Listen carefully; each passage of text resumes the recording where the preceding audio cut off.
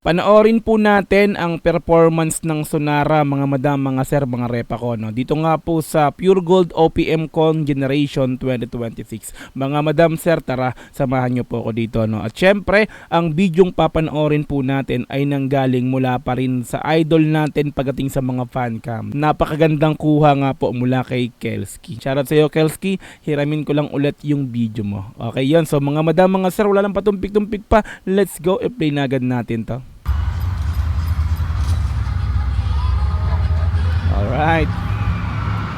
Lapit ng mga introhan, no?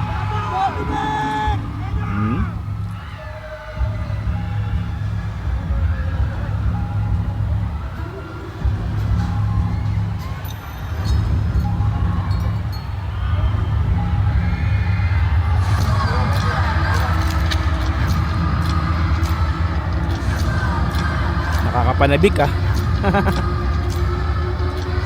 Yun, kapanapanabik na intruhan ng Sonara. Narinig ko mga fanboy, ah.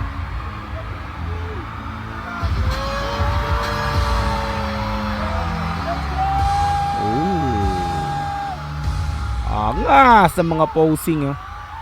Diba? Hoy. Oh, may paganto ang angas. Nami. Oh, grabe mga galawan ng mga pitik ko. Uy, silay. Nak, mga pitika naman, ah. Okay. Butin. Atitin. Ang ganda nito, nakatali na naman yung buhok. Sabay sabit, ah. Oh, Megume. Angas, ah. May paganto na sila. Dominic. Ay. Uy, lumiyad. Uy, ala. Sexy talaga, oh, grabe, oh. Maladiwatang si Ella. Eureka. Asikan, no? Okay. Angas. Alam mo talaga mga veterano na, ano? Oh, di ba? Taray. Pambungad.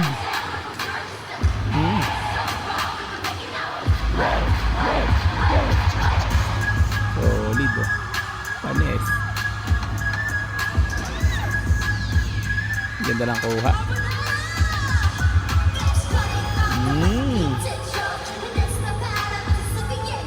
Angas talaga nito.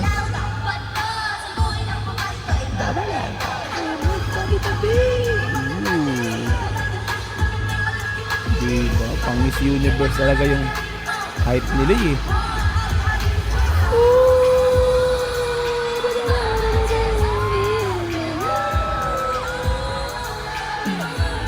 Nami.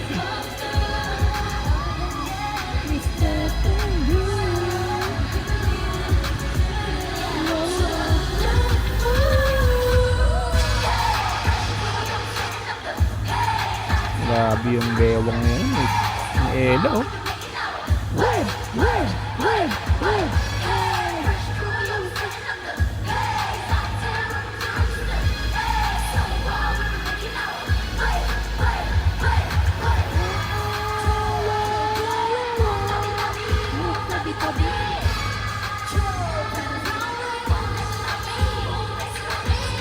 Grabe, no? Biruin nyo yun, mga madam, mga sir, no? Kumbaga, ano lang sila, eh, rookie, no? Sa larangan ng P-pop, no? So, mga baguhan. Pero tinan mo yung galawan. Talaga namang, 'di ba? Kasi halos ilang performance na rin nila, no? Kumbaga nagsimula sa was ng SB19. Dire-diretsong nagpe-perform ng live, no? Kaya masasabi nating gamay na talaga nila yung pagiging performer, no? 'Di ba? Pero yun mga bagito kumbaga. Pero grabe yung mga yung performance na ipinapakita live, no. Parang matagal ng artist, eh, no. 2 years ba naman eh. Yung training sa 1C bago nilabas, talagang hininog ng gusto. 'Di ba? Alam mo yun? Hininog ng gusto ng 1C bago inilabas. Kaya nung nilabas talagang pak, eto, boom. 'Di ba? Hindi yung pagkakamalang baguhan. Hindi yung pagkakamalang rookie. Hindi yung magpagkakamalang nene sa larangan ng P-pop, no? Ang aangas. 'Di ba grabe yung performance sa live, no? Let's go. Hmm? Hmm? Ang galing talaga ng kembot nila. Na kembot. Alright. Yaw, pataka.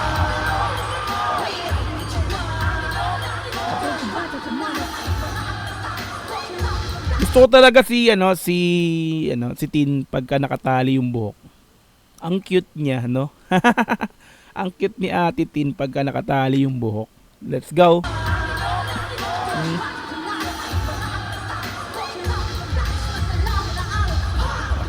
Eureka. Grabe ang pilian. Sigawan pag Eureka. Hmm.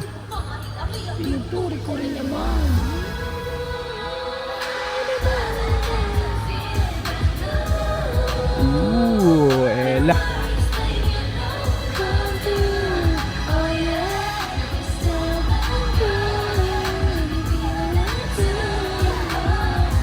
Ang smooth na lang ng galaw nila, no?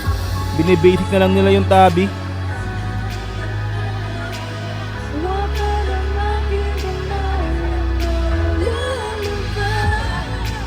Uy, ayos ah. May ganun si Dominic ah. Nang mawala ang lumahay. Diba hindi ganun yung nun? Nung tabi. May bago dito ginawa si Dominic. Let's go! Oh, diba?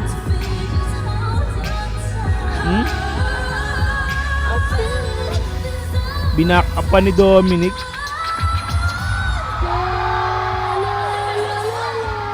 Sabi, maganda kasi. Ella! Dominic!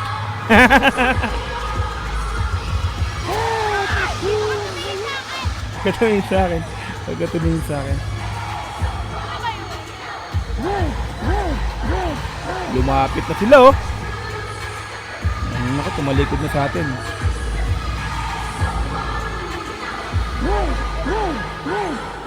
Oh, lead. Smoke machine. Angas talaga ng tabi. Ang mga posing, oh. Grabe.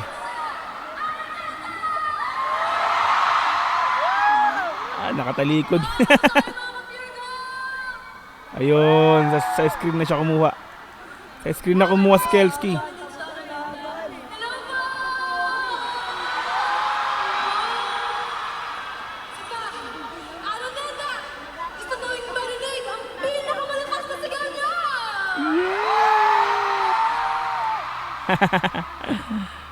Grabe, nakakatawa naman po yung energy tonight. Siyempre. Papakilala po muna kami.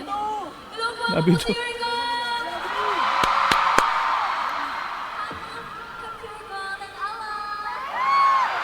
Grabe, Ella, oh. Ang ganda nila lahat. Yes, ang ganda po, no? Hindi.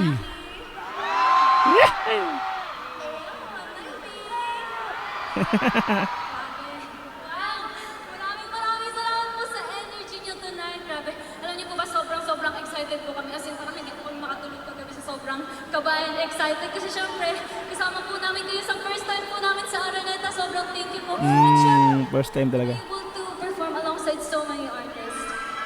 So, syempre, maraming salamat po sa Pure Gold for having us. Nagdari ka-debut lang namin sa Esco Tower in Araneta. Ilang buwan pa lang mula nung nag-debut, no? 2 months na ba? 2 months na ngayon, sakto, 16.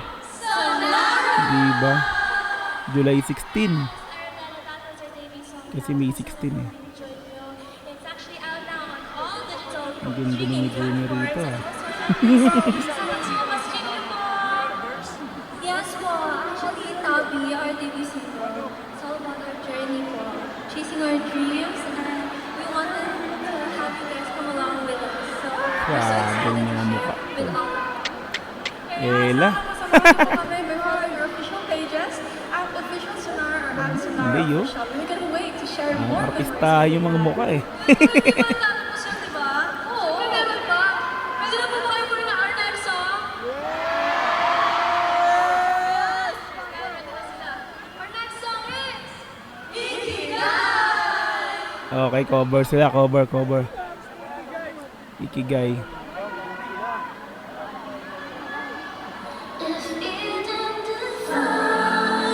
Cover song sila, Ikigai Luni.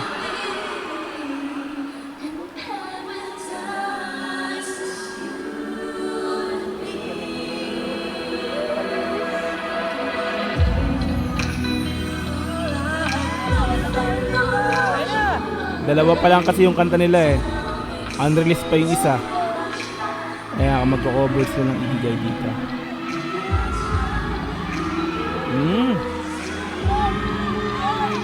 Ito talaga yung swag ni Yorika, no? Yorika.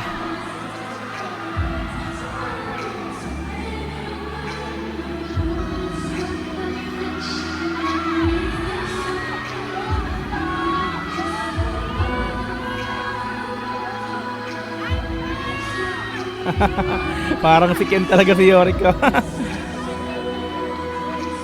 Yung parumahan. Si Ate Tin.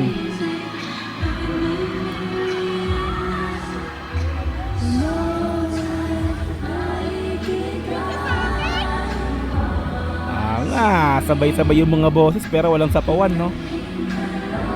Talaga yung harmonization andun.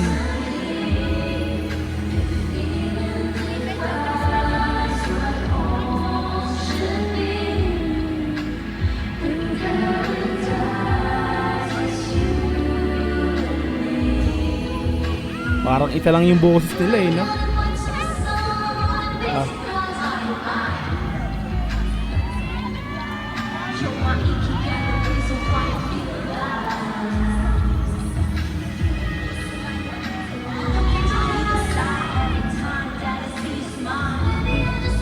Uy!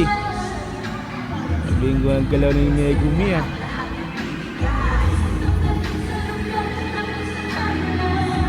Uy!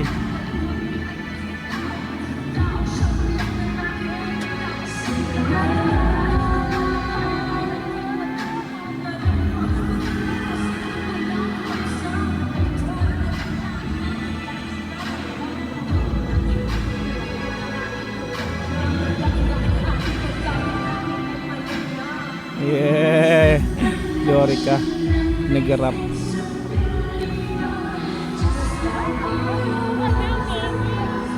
Lambing ng mga boses eh, no?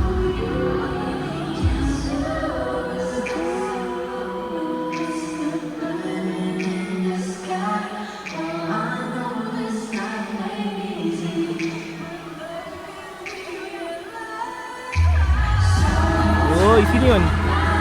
Wait lang. Sino yung bumirit na yan? Sino yun? Ah, si Lay. Talikod kasi.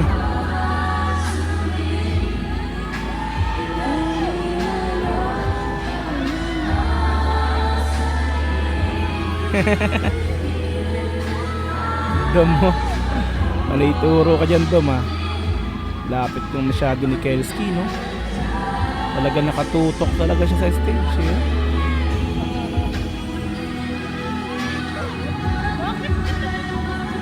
SBIP to si Kelski nakapwesto. Ay, Ella! Grabe ang sexy, oh. Ang liit ng tiyan. Hoy! Sino yun? Sino yung gumano? Yung nag-whistle? Ha? Ay! Sino yun? Ay, si Dominic! Ay! Ito pala yung sinasabi nung nag-comment sa akin dun sa ano ko. Sa last reaction ko sa Sonara. Ano bang kanta yung reaction ko nun? Yung pula. Yung pula nilang ano, unreleased na kanta.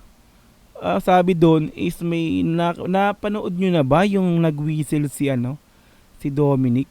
Tapos may nag-reply doon sa dito nga sa Ikigai yun. Ito nga yun.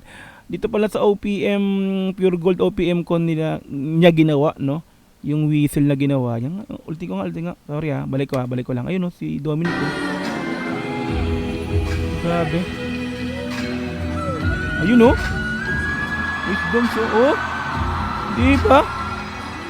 Aba. Nag-whistle, no?